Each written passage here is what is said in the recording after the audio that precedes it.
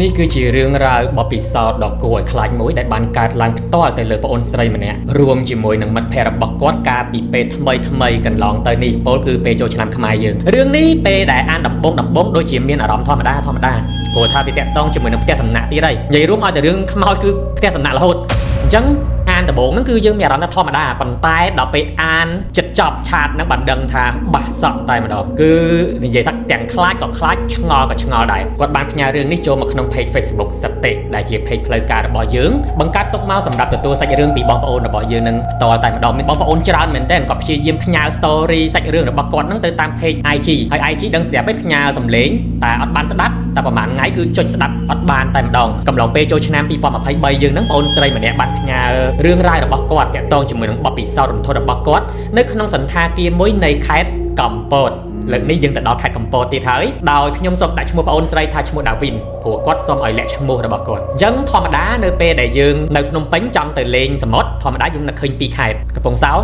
ហើយនិងកំពតពីមុនវិញគឺបើចង់វិលល្ងាចមានតែទៅកំពតប៉ុន្តែនៅពេលបច្ចុប្បន្នកំពង់សោមយើងមានផ្លូវល្បឿនលឿនអញ្ចឹងពីខេត្តហ្នឹងទៅមួយណាក៏បានដែរដូចគ្នាផងដែរកាលពីរយៈពេលថ្មីនេះដាវីនហើយនិងមិត្តភ័ក្តិរបស់គាត់បានបបួលគ្នាទៅលេងនៅឯខេត្តកំពតដាវីនបានបបួលមិត្តភ័ក្តិរបស់គាត់3នាក់ទៀតអញ្ចឹងសរុបទាំងគាត់ទៅគឺ4នាក់ហ្នឹងហើយពួកគាត់បានធ្វើដំណើរចេញពីភ្នំពេញទៅកំពតហ្នឹងគឺនៅប្រហែលម៉ោង9យប់ជាងដោយសារគាត់ចប់ម៉ោងការងារអញ្ចឹងម៉ោង6ម៉ោង7គាត់ចប់ត្រឡប់ទៅផ្ទះរៀបចំអីវ៉ាន់ងូតទឹកម៉ោង9ចេញទៅតែម្ដងហ្នឹងហើយអញ្ចឹងតម្រាំតែទៅដល់កំពតធម្មតាអាចខ្ទង់2ម៉ោងកន្លះទៅ3ម៉ោងតាមបើកបរលឿនឬក៏យឺតអញ្ចឹងណាគ្នាយើងដែលធ្លាប់ចេញទៅយប់ហ្នឹងគឺយើងដឹងហើយថាការបើកបរនៅលើដងផ្លូវទៅកំពតហ្នឹងគឺបើកបរបានលឿនដោយសារតែអត់សូវមានឧបសគ្គទេហើយផ្លូវឥឡូវក៏ស្រួលដែរមិនសូវមានបញ្ហាដូចផ្លូវដទៃទេនៅតាមផ្លូវហ្នឹងគឺអត់មានអារម្មណ៍អីទេគឺធម្មត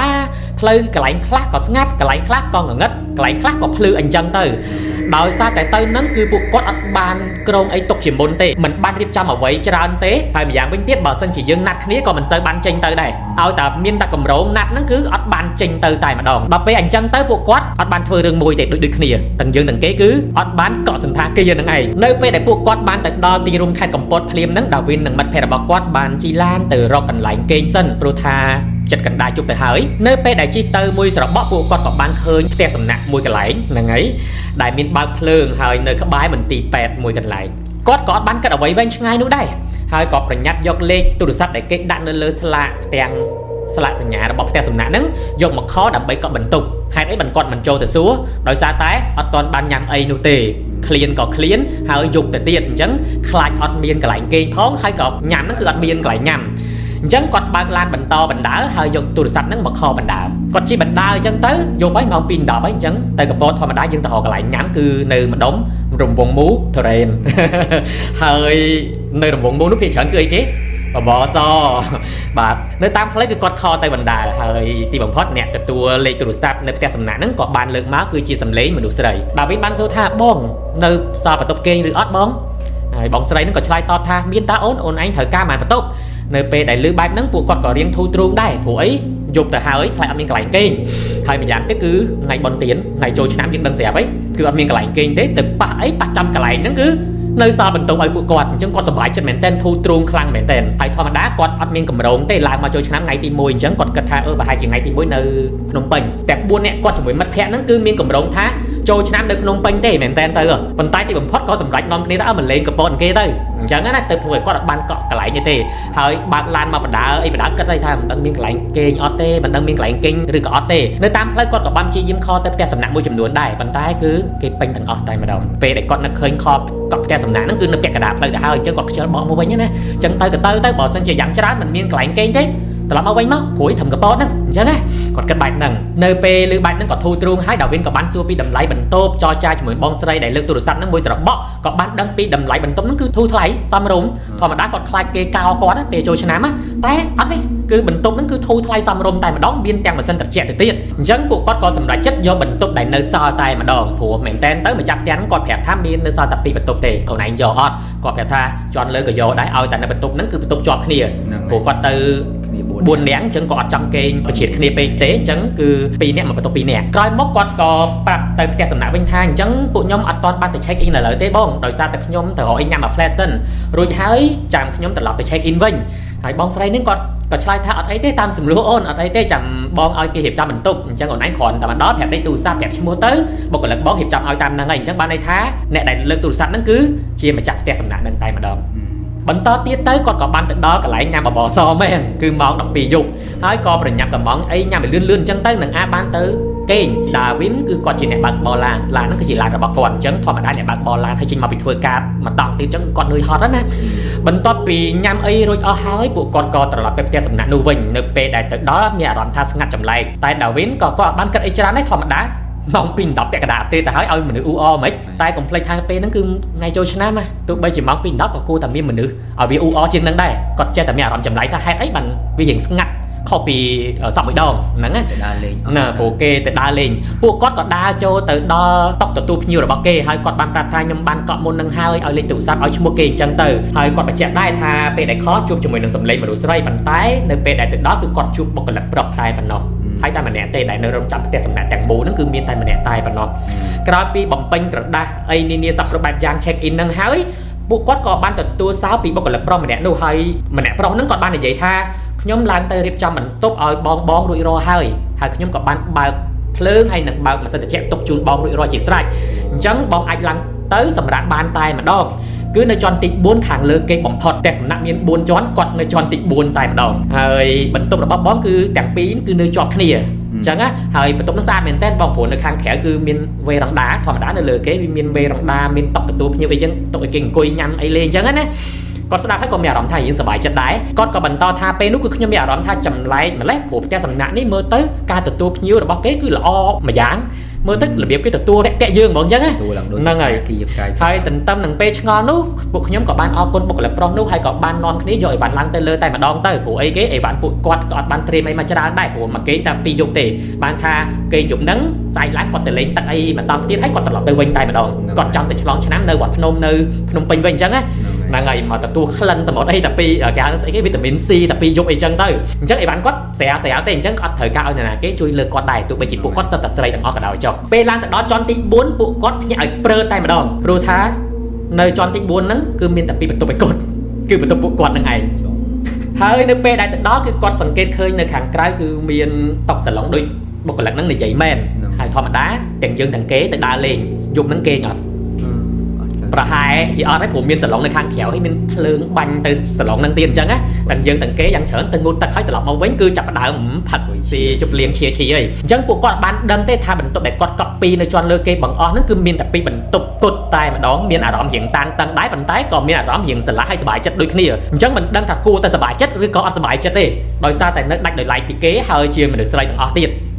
តែបើនិយាយពីភាពឯកជនភាពវិញគឺសប្បាយណោះហ្នឹងហើយគ្នាយើងហើយនៅមុខបន្ទប់ទាំងពីរហ្នឹងគឺទីធ្លាធំទូលាយមានខ្យល់បក់មកប៉ះខ្លួនគឺត្រជាក់ស្រឹមតែម្ដងពួកគាត់ក៏គិតថាងូតទឹកហើយនឹងត្រឡប់មកញ៉ាំអីឈៀនៅពីមុខបន្ទប់របស់គាត់នៅពេលនោះគឺម៉ោង 12 កន្លះជាងយប់ទៅហើយកន្លែងនោះមើលទៅតំណងអង្គុយលេងបានពួកគាត់ទាំង3ទាំង4នាក់ហ្នឹងក៏មានអ្នកខ្លះក៏ចុះទៅទិញស្រាបៀរអញ្ចឹងទៅអ្នកខ្លះក៏ចូលងូតទឹកណាហ្នឹងហើយអញ្ចឹងមានម្នាក់ដែលរៀបចំតុកហ្នឹងជូតសម្អាតអញ្ចឹងទៅព្រោះយប់ហើយគ្មានបុគ្គលិកណាមកជូតសម្អាតឲ្យពួកគាត់ទេអញ្ចឹង2នាក់នាំគ្នាទៅទិញប៊ីយ៉ាទិញតកកម្នាក់រៀបចំបោះសម្អាតជូតនៅមុខហ្នឹងហើយគាត់ក៏សុំពេលទៅងូតទឹកពួកគាត់ហ្នឹងបើកឡានក៏ហត់នឿយជាងគេងរួយគេទៀតអញ្ចឹងគាត់ស្អិតខ្លួនខ្លាំងណាស់ពេលដែលគាត់ចូលទៅដល់ក្នុងបន្ទប់ហ្នឹងបើកភ្លើងហើយបន្តែបើកភ្លើងតែមួយព្រោះគេបើកភ្លើងចាំយើងគេមិនបើកភ្លើងពេញបន្ទប់អញ្ចឹងបើកទ្វារពឹមគាត់ឃើញកងតាក់2កងតាក់1ហ្នឹងគឺកងតាក់បើកភ្លើងរួចរាល់ជាស្រេចតែវាឃើញងុំស្អាតពេកគាត់ក៏យកដៃបើកកងតាក់មួយទៀតដល់ពេលបើកពឹមអត់ភ្លើងអីទាំងអស់អញ្ចឹងបានថាកងតាក់ហ្នឹងខូចហើយគាត់ក៏សម្រេចចិត្តដើរទៅរកកងតាក់ដតីនៅក្នុងបន្ទប់ហ្នឹងក្រែងលោមានកងតាក់ដតីព្រោះឃើញភ្លើងអស់ទេស្រាប់តែពេលដែលគាត់ដើរទៅរកកងតាក់ផ្សេងទៀតហ្នឹងគាត់មានអារម្មណ៍ថានៅក្នុងបន្ទប់ហ្នឹងសិតតែដីគាត់ដើរជន់បាតជើងរបស់គាត់សិតតែដីព្រោះគាត់ដោះបីជើងដាក់នៅក្បែរទ្វារបន្ទប់ហ្នឹងមើលទៅដូចជាមិនបានសម្អាតយូរមកហើយដូចជាគ្មាននរណាគេដែលបានមកសម្រាកឬក៏ធ្វើការបោសសម្អាតនៅក្នុងបន្ទប់ហ្នឹងទេហើយមិនក៏បងប្រុសម្នាក់ហ្នឹងប្រាប់ថាបោះសម្អាតហើយគាត់ឆ្ងល់ឡើងហ្នឹង គាត់បានឃើញកងតាក់មួយនៅក្បែរបន្ទប់ទឹកគាត់ក៏បានដើរទៅកាច់ភ្លើងហ្នឹងឲ្យភ្លឺស្វាងចេះអញ្ចឹងណាដល់ពេលភ្លឺពឹបស្រាប់តែបន្ទប់ហ្នឹងប្រែទៅជាស្អាតទាំងអស់អត់ដូចអ្វីដែលគាត់គិតពេលដែលគាត់ដើរចូលមកកាច់កងតាក់ហ្នឹងទេគឺមានរបៀបរៀបរយដូចបងប្រុសហ្នឹងនិយាយមែនអញ្ចឹងគាត់ឆ្ងល់ណាស់តែដោយសារតែអស់កម្លាំងខ្លាំងពេកហើយខ្ជិលគិតអីច្រើនគាត់ក៏ងូតទឹកហើយប្រញាប់ចូលគេងតែម្ដងនៅពេលដែលងូតទឹកហ្នឹងគឺស្ថានភាពធម្មតាទាំងអស់ស្រាប់តែសក់គាត់លឺសូរសំឡេងមនុស្សនៅក្នុងបន្ទប់បានថាគាត់កំពុងតែងូតទឹកស្រាប់តែលឺសូរដូចណាគេកំពុងតែធ្វើអីនៅក្នុងបន្ទប់ហ្នឹងគាត់គិតថាប្រហែលជាមិត្តភក្តិគាត់ម្នាក់ទៀតចូលមកក្នុងបន្ទប់ហ្នឹងស្រាប់តែលឺសូរសម្រាប់ជើងមនុស្សដើរមកឈរមុខបន្ទប់ទឹកហ្នឹងតែម្ដងនៅពេលហ្នឹងគាត់ព្យាយាមមើលតាមប្រឡោះធម្មតាបន្ទប់ទឹកឈើទ្វារឈើហ្នឹងគឺមានប្រឡោះឆ្នោតដែលយើងអាចមើលពីខាងក្នុងចេញទៅក្រៅបានគាត់អត់ឃើញជើងណាគេអត់មានឃើញណាគេទាំងអស់នៅខាងក្រៅបន្ទប់ទឹកហ្នឹងពេលហ្នឹងគាត់ក៏ស្រែកសួរថាណាគេចូលមកក្នុងមែនស្ងាត់ជ្រាបអត់មានណាគេឆ្លើយតបទេហើយគាត់ក៏ស្រែកបែបលេងសើចថាហេឡូកុំលេងបន្លាចគ្នាវើយរបៀបចឹងណាអត់ខ្លាចទេវើយប្រយ័ត្នចេញទៅទ្រាំខ្លួនបើអញគាត់និយាយចឹងណាស្រាប់តែគាត់លឺសូរសំឡេងបិទទ្វារទូទឹកកកក្តៀងលុះគាត់ដាំងតែម្ដងទាំងតែគាត់នៅក្នុងបន្ទប់ទឹកហ៎ដល់ពេលអញ្ចឹងគាត់ស្រែកជេរតែម្ដងណែហើយបិទគេខ្លាំងណាស់ណាសោះមួយខុសរបស់គេគាត់គិតថាមិត្តភក្តិរបស់គាត់បិទអញ្ចឹងណាស្រាប់តែមានណាគាត់ទៅស្រែកប៉ុណ្្នឹងប៊ឹមចប់ហើយលើកហ្នឹងសំឡេងគោទ្វារបន្ទប់ទឹកគាត់ហ្មងដាំងហ្មងរបៀបដូចគេដាក់មកពឹងចែកនៅលើទ្វារហ្នឹងតែម្ដងគាត់ប្រញាប់ទាញខ្សែពូកោជូតខ្លួនហើយបើកទ្វារចេញមកមើលគាត់គិតថាមិត្តភក្តិរបស់គាត់ប្រាំងគាត់អញ្ចឹងណាចេញមកមនុស្សម្នាក់គាត់មានដែរអត់មានតែម្ដងដល់ពេលអញ្ចឹងបើយើងវិញយើងគិតមិនពួកយើងធ្លាប់នៅផ្ទះដែលមានទ្វារឈើឯងធ្លាប់ហ៎ជួបបបិសោតមួយគឺមិនទ្វារហ្នឹងអត់មានណាគេប៉ុន្តែវាសុកដូចទ្វារនឹងវារីកមៀតហ៎ហើយវាខូចញ៉ាំអញ្ចឹងវារបៀបខ្ទាស់ជាមួយកលឿហើយបន្ទាប់មកវាលឺសូរក្តឹងតែឯងសម្រាប់អ្នកដែលអត់ដែរប្រើប្រាស់ទ្វារឈើនិយាយបែបហ្នឹងគឺគាត់ប្រហែលជាអត់ជឿទេតែខ្ញុំជឿដោយសារគេផ្ទះយើងនៅភ្នំពេញគឺមានទ្វារឈើហ្នឹងហើយសុកក្តាំងអញ្ចឹងភ័យមិនដងដែរចង់ភ្លុះព្រលឹងពេលហ្នឹងអញ្ចឹងគាត់គិតថាមកពីទ្វារបន្ទប់ទឹកហ្នឹងទ្វារឈើអញ្ចឹងអាការដែលគាត់លឺគ្មានណាគេគោះទេព្រោះគាត់ខំប្រឹងមើលតាមអាឆ្នូតហ្នឹងដែរក៏អត់ឃើញមនុស្សដែរហើយស្រាប់ហ្នឹងហើយអញ្ចឹងទេគឺគាត់គិតថាប្រហែលជាទ្វារបន្ទប់ទឹកជាទ្វារឈើអញ្ចឹងទៅវារីកមៀតវាខូចកលឿអញ្ចឹងណាក៏វាផ្ទាត់ជាមួយនឹងអាងាំហ្នឹងទៅឬសូក្តឹងអញ្ចឹងទៅហ្នឹងហើយអញ្ចឹងគាត់ក៏ចេះតែគិតក្នុងចិត្តថាចុះនរណាគេបិទទូទឹកកកមិញហ្នឹងដែលឬសូក្តាំងហ្នឹងណារឿងទ្វារឈើមួយយ៉ាងហើយប៉ុន្តែនរណាគេជាអ្នកបិទទ្វារទូទឹកកកមិញហ្នឹងគាត់ក៏បានទៅបើកវាំងណនមើលពីក្នុងបន្ទប់ទៅតាមមាត់អួចហ្នឹងណាគឺឃើញមិត្តភក្តិរបស់គាត់កំពុងតែផឹកស៊ីជុំគ្នាមែនតែមានតែពីរនាក់ឯងបាត់ម្នាក់ដល់ពេលគាត់ស្រែកសួរពីក្នុងបន្ទប់ទៅគាត់សួរថាចុះអាស័យទៅណាមិត្តភក្តិដែលបាត់ហ្នឹងគឺឈ្មោះអាស័យហើយមិត្តភក្តិរបស់គាត់ក៏ប្រាប់ថាអាស័យវាទៅទិញតកព្រោះអស់អញ្ចឹងគាត់ក៏គិតថាអញ្ចឹងអ្នកដែលបិទទូទឹកកកអំបញ្ញមិញប្រហែលជាអាស័យឯងហើយប្រហែលជាគាត់ស្រវឹងអីចឹងទៅអញ្ចឹងបិទទូទឹកកកក៏រៀងខ្លាំងអញ្ចឹងណាអញ្ចឹងទេគាត់ក៏ជូតសម្អាតខ្លួនអញ្ចឹងទៅរួចក៏ចូលគេងអញ្ចឹងទៅបានមួយស្របក់គាត់ក៏លឺសូរគ្នាគាត់ហ្នឹងចូលមកងូតទឹកម្ដងម្នាក់ស្រាប់តែទឹកបើអត់ចេញបន្ទាប់មកពួកគាត់ក៏បានស្រែកសួរខ្ញុំថាម៉េចក៏អត់ចេញទឹកអញ្ចឹងគាត់និយាយអញ្ចឹងណាស្រាប់តែគាត់ឆ្លើយតបវិញថាមានណាមិញឯងងូតទឹកចេញធម្មតាតាគាត់និយាយចាប់ភ្លាមពឹមទឹកចេញមកបណ្ដោយអត់មានអីទេគាត់ក៏បន្តគេងទៅវិញទៅប៉ុន្តែពួកគាត់បានចេញទៅក្រៅបន្ទប់និយាយគ្នាបន្តទៀតមិត្តភក្តិរបស់គាត់ហ្នឹងពេលដែលងូតទឹកហើយគឺទៅបន្តឈាបន្តទៀត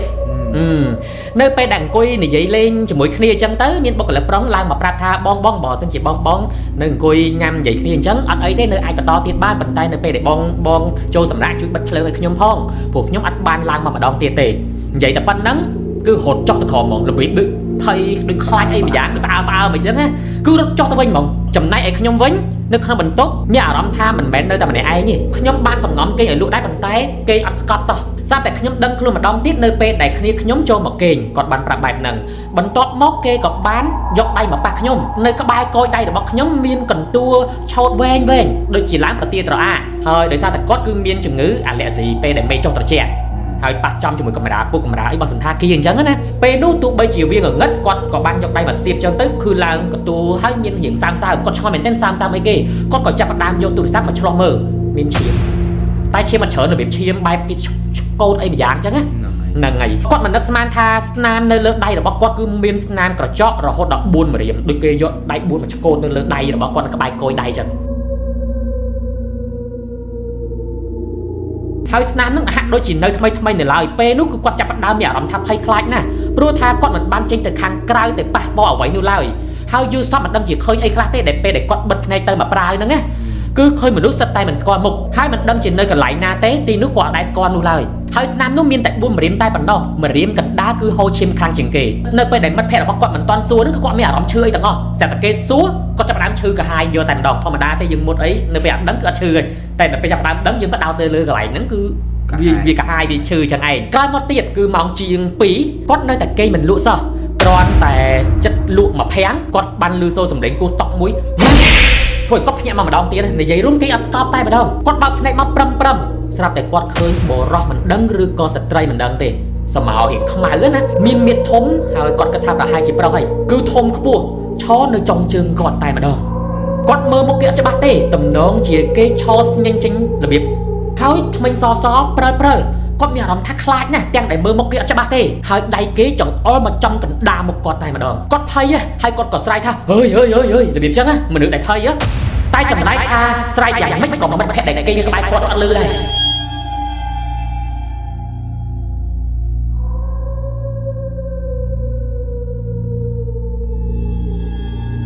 គាត់គិតថាប្រហែលជាគាត់យល់សពហើយគាត់ក៏ព្យាយាមស្រែកមួយទំហឹងទៀតថាអើយហើយប្រាប់ថាម៉ែអើយជួយកូនផងទៅមិត្តភក្តិរបស់គាត់ដែលនៅក្បែរខ្លួននឹងចាប់ខ្លួនគាត់ជាប់សួរថាឯងកើតអីហើយយល់សពអាក្រក់មែនភ្លាមនឹងក៏បានសម្លឹងទៅចុងជើងរបស់គាត់តែគាត់អត់បានឃើញអីសោះតែម្ដងមិត្តភក្តិរបស់គាត់ក៏បានប្រាប់ថាប្រហែលជាឯងបើកឡានហត់ពេករវើរវាយបែបនេះអញ្ចឹងពួកយើងក៏បាននាំគ្នាគេងទៅវិញទៅព្រោះទៅតែម៉ោង3ទេនៅពេលនោះគាត់បែកញើសចូលខ្លួនមិនដឹងថាប្រាប់គេយ៉ាងម៉េចឲ្យគេជឿព្រោះសកម្មភាពខាងក្រៅអត់មានអីទាំងអស់តែម្ដងហើយម្យ៉ាងនៅតែ2នាក់បើប្រាប់ម្នាក់ទៀតប្រហែលជាអត់គេងលក់ទាំងអស់គ្នាអីគាត់អត់ចង់ធ្វើបាបមិត្តភក្តិរបស់គាត់ទេម្យ៉ាងម្នាក់ទៀតហ្នឹងគឺរបៀបភ្ញាក់មកបែបរៀងស្វឹងរៀងសើងដែរ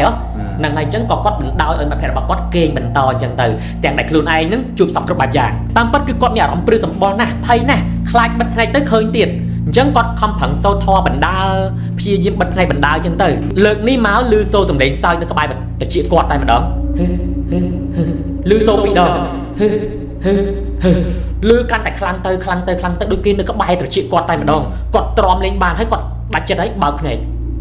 លើកនឹងពធបងអើយគាត់ប្រាប់អញ្ចឹងណាគឺគេឆោអោនឈ្ងោកពីលើក្បាលខ្ញុំតែម្ដងរបៀបគេនៅពីលើក្បាលតំណេះឈ្ងោកមកចេះមុខគេស្ទើរតែនៅពីលើមុខខ្ញុំទៅហើយបងអើយលើកនេះគឺខ្ញុំឃើញមុខគេច្បាស់គឺជាមនុស្សប្រុសវ័យប្រហែលជា40ឆ្នាំជាងស្ញែងចេញថ្មិញមិនដឹងមិនគឺសើចរហូតសើចចឹងហើយឈ្ងោកនៅលើមុខគាត់គួរឲ្យខ្លាចណាស់ចម្លែកគឺខ្ញុំមើលអត់ឃើញភ្នែកគេនោះទេប្រឡងភ្នែករបស់គេគឺរងខ្មៅងងឹតតែម្ដងខ្ញុំមើលអត់ឃើញក្របភ្នែកគេទេបងអើយអូលើកនេះខ្ញុំគិតថាខ្ញុំមិនរួចខ្លួនទេជួបរបស់ប៉ិតហើយពេលនេះខ្ញុំរើខ្លួនយ៉ាងម៉េចក៏រើអត់កើតស្រែកយ៉ាងម៉េចក៏ស្រែកអត់លឺដូចបាត់សម្លេងមិនដឹងជាទៅណាទេបរិយាកាសបែបហ្នឹងដូចជាមានតែខ្ញុំហើយនឹងខ្មោចនឹងតែម្ដងដូចគ្នាណាស់និយាយរួមអ្នកដែលផ្ញើព័ត៌មានមកសឹងតែដូចគ្នានៅពេលដែលខ្មោចលងគឺដូចជាយើងនៅជាមួយនឹង universe របស់គេអត់មានណាគេស្រែកអីគាត់លឺធ្វើអីគាត់កើតស្ថិតនៅការសង្កត់របស់គេអស់ជំរឿហើយគាត់ព្យាយាមសូត្រនៅក្នុងចិត្តព្រះពុទ្ធព្រះធម៌ព្រះសង្ឃហើយជួយកូនផងតែប៉ុណ្្នឹងណាគេក៏ដល់គឺដូចគ្នាគឺកន្លែងហ្នឹងគិតអត់ចេញទេសូត្របណ្ដើព្យាយាមបិទភ្នែកបណ្ដើទឹកភ្នែកហូរច្រោបបណ្ដើតែម្ដងស្រាប់តែខ្ញុំឮគេស្រែកមួយទំហឹងចុងក្រោយគឺប្រាប់ថាចេញទៅវ៉ាវខ្ញុំក៏ស្រែកយំមួយទំហឹងហើយក៏ពេលហ្នឹងស្រាប់តែបោកភ្នែកពឹមព្រឹកបាត់ព្រឹកហ្នឹងគឺមិនមែនម៉ោងភ្លឺអីគឺម៉ោង5:45នាទីខ្ញុំបានដាស់មិត្តខ្ញុំឲ្យភ្ញាក់ខ្ញុំអត់បាននិយាយអីច្រើនទេគឺប្រញាប់ទាញដៃគេរើអីវ៉ាន់ចេញតែម្ដងចាំចេញផុតពីសន្តាគារហ្នឹងចាំនិយាយគ្នាបន្តរបៀបភ័យខ្លាំងពេកណាពួកខ្ញុំបានរើរៀបចំអីវ៉ាន់ចេញពីបន្ទប់នោះភ្លាមតែម្ដងចុះទៅដល់ក្រោមហ្នឹងពួកខ្ញុំបានហុចសារឲ្យម្ចាស់ផ្ទះសំណាក់នោះហើយបរិបទដែលនៅយាមហ្នឹងបានសួរថាបងមិនប្រញាប់នាំគ្នា check out ម្លេះពេលនោះគឺពួកខ្ញុំអត់បាននិយាយអីទេទៅទីធ្លាដល់មុខសន្តាគារពួកខ្ញុំចាក់សោដើម្បីរៀបចំអីវ៉ាន់ដាក់ចូលឡានសោហ្នឹងគឺខូចទៅទៀតចាក់សោឡានអត់ចេញអត់ដឹងមិនគឺព្យាយាមចាក់មិនក៏អត់ចេញដែរសោអាចតេលេបជាហ្នឹងណាអញ្ចឹងអស់ជំរឿគាត់ក៏បានទៅហៅជាងខលហៅជាងឲ្យមកជួសជុលដល់សន្តាគារតែម្ដងគាត់អត់ហ៊ានទៅអង្គុយក្រុមសន្តាគារសូម្បីតែកម្មចដានក៏អត់ហ៊ានឡើងដែរគឺនៅចាំនៅកន្លែងឡានហ្នឹងតែម្ដងអញ្ចឹងនៅពេលដែលជាងសោមកដល់ក៏ព្យាយាមជួសជុលអញ្ចឹងទៅជួសជុលរួចសពគ្រប់បែបយ៉ាងអត់អស់ចិត្តគាត់ក៏ដាច់ចិត្តសួរ